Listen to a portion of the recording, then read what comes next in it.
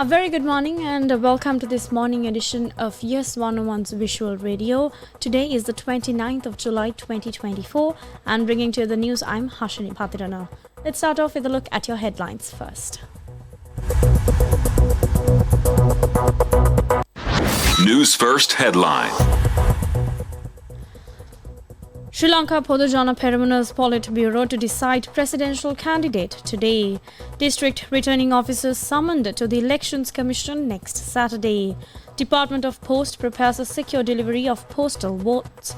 And in your international headlines, thousands more children killed in Golan Heights strike. And in your sports, it's cricket. India men dominates Sri Lanka men in T20 I Series.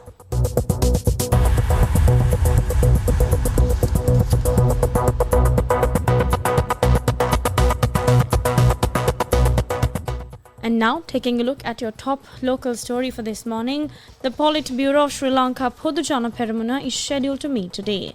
The meeting will take place at the official residence of the party leader, former President Mahinda Rajapaksa. Now, SLPP's media spokesperson Sanjeev Edirimana said that discussions on the presidential candidacy will take place during this meeting.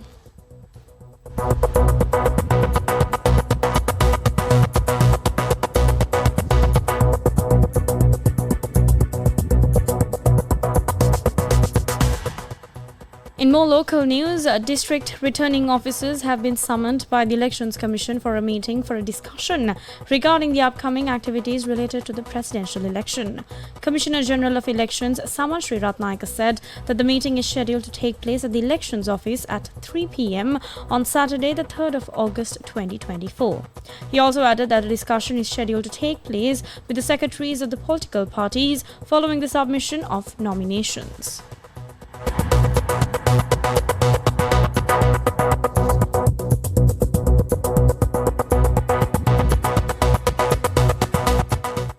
Still in local news, Department of Post says that steps have been taken to organize the secured delivery of scaled packets containing the marked postal ballots to the respective returning officers. Deputy Postmaster General Rajitha Ranasinghe said that all officials are already informed about this process. He further said that approximately 700,000 postal votes are expected based on the applications received. This number will be confirmed only after the Elections Commission, along with the returning officers, approve the applications and deems the applicants eligible for postal voting. He added that subsequently the official voting papers will also be distributed to households in future.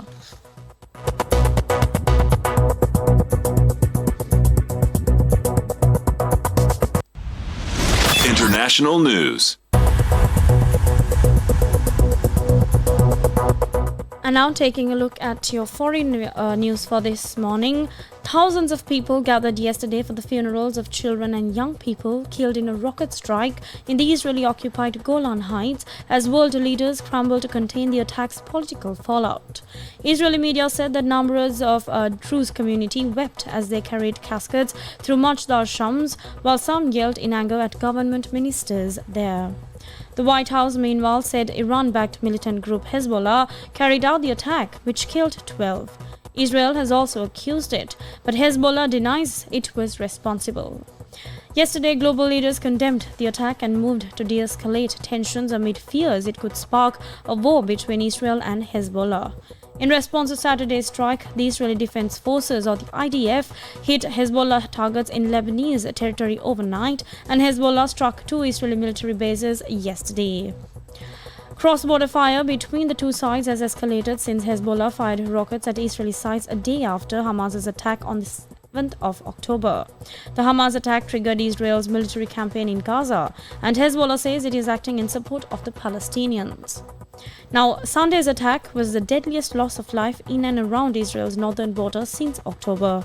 The strike hit a football pitch in Majda al-Shams, one of 4 towns in the Golan Heights, where about 25,000 members of the Arabic-speaking Druze religious and ethnic group live. Israel's foreign minister said 10 of the 12 victims were between the ages of 10 and 16 and has not released the ages of the other 2 victims.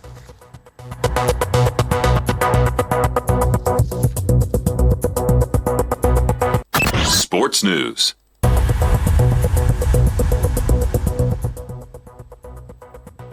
And finally, taking a look at your sports update for this morning. In a rain-affected match at the Pallekele International Cricket Stadium, India secured a convincing 7-wicket victory over Sri Lanka in the second T20I. Now opting to bowl first after winning the toss, India restricted Sri Lanka to 161 runs at the loss of 9 wickets in their 20 overs.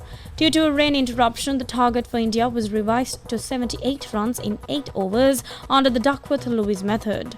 The Indian team chased down the revised target with ease, losing only 3 wickets in 6.3 overs. With this win, India has taken an unassailable 2-0 lead in the 3-match series.